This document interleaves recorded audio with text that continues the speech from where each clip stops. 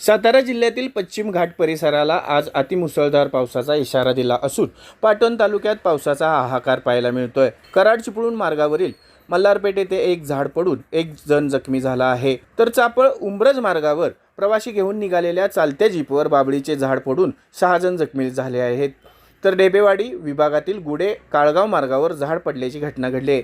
या दुर्घटनेत चालक सुभाष साळुंके, वंदना योगेश चव्हाण साजूर, पूनम शिवाजी पाटील राहणार दांडोली, संभाजी पाटील दांडोली, मानसिंग बाळाराम साळुंके चापळ आणि वैशाली रवींद्र पाटील चाफल हे किरकोळ जखमी झाले आहेत। घटनेनंतर स्थानिक नागरिकांनी तातडीने मदतकार्य सुरू केले। The best thing team, Patan.